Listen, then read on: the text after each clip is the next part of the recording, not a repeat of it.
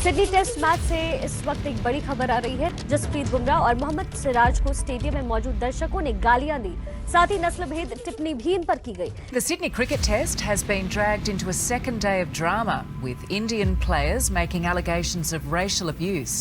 2020-21 world Gavaskar trophy तीसरा test match और भारतीय खिलाड़ियों पर ऑस्ट्रेलियन फैंस का टिप्पणी करना, उसके बाद जो हुआ वो तो आप सब जानते ही हो। आज हम देखेंगे क्या हुआ जब सिराज को अपने अपमान का बदला लेना पड़ा।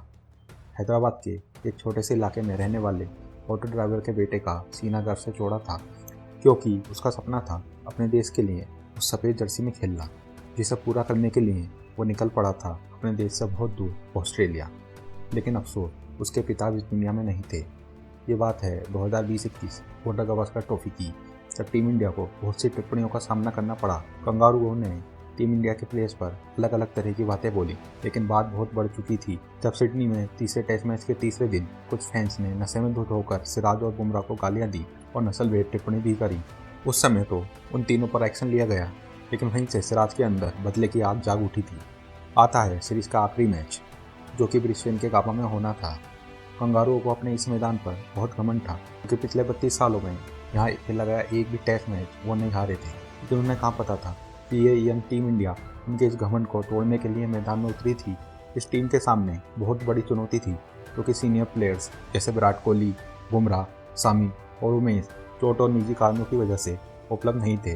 आखिर टेस्ट मैच में टी नटराजन और वशिंगटन सुंदर डेब्यू कर रहे थे और शार्दुल ठाकुर को भी मौका मिला। इन्हें इस मैच में एक बड़ी भूमिका निभानी थी।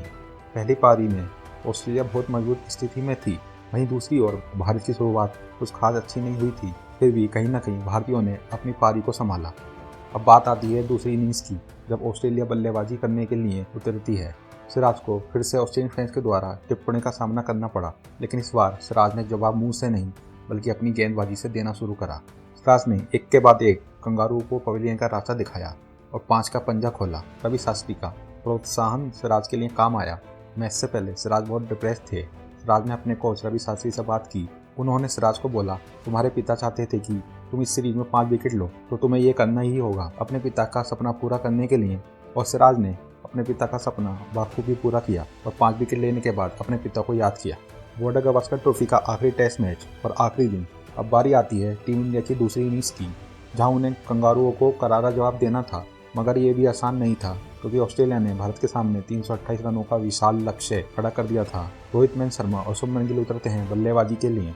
रोहित शुभमन का साथ ज़्यादा देर निभा नहीं पाते और अपना विकेट खो बैठते हैं, और अब गिल का साथ देने आए थे चेतेश्वर पुजारा। दोनों के बीच बहुत अच्छी पार्टनरशिप होती है।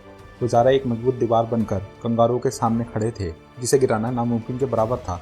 कंगारुओं ने पुजारा पर करारा से करारा प्रहार किया, लेकिन वो कहाँ हार मानने वाले थे। दूसरी ओर शुभमन गिल अपने पहले टेस्ट सेंचुरी के बहुत नज़दीक थे, मगर नेथन लायल के स्पिन के जाल में फंसकर 91 रन पर अपना विकेट गंवा बैठे। दिन के लास्ट सेशन तक भारत का स्कोर 183 पर 3 था, और अब भारत को आखिरी सेशन में 145 रन जीत के लिए चाहिए थे। क्रीज पर खड़े थे इस कहानी के असली हीरो ऋषभ पंत। धीरे धीरे अपनी पारी को आगे बढ़ाते हैं। 97 ओवर और भारत को जीत के लिए चाहिए थे 3 रन। जोश हेजलवुड के ओवर की आखिरी बॉल और पंत की लॉन्ग ऑन की तरफ कवर ड्राइव, और भारत ने ये कर दिखाया। टूटा है गाबा का घमंड, जीत गई है ये test series India. Rishabh Pant पूरे इंडिया के साथ साथ दुनिया भर के लिए हीरो बन चुके थे। उनकी ये आक्रामक पारी की बदौलत ही ये मैच और सीरीज टीम इंडिया की मुट्ठी में है। कप्तान के तौर पर रहाणे के लिए भी ये बहुत बड़ी जीत थी। सीरीज से पहले टीम इंडिया पर बहुत से सवाल उठे थे। माइकल वॉन जैसे दिग्गज प्लेयर का कहना था कि भारत ये सीरीज 4-0 से हारेगी, लेकिन भारत ने एक करारा जवाब देकर सबकी बोलती बंद कर दी। महान खिलाड़ियों ने भारत की तारीफ की। जो कल भारत के लिए टिप्पणियां कर रहे थे, वही लोग आज भारत के लिए तारीफ के पुल बांध रहे थे। पूरे भारतवर्ष में हर्षोल्लास का माहौल था।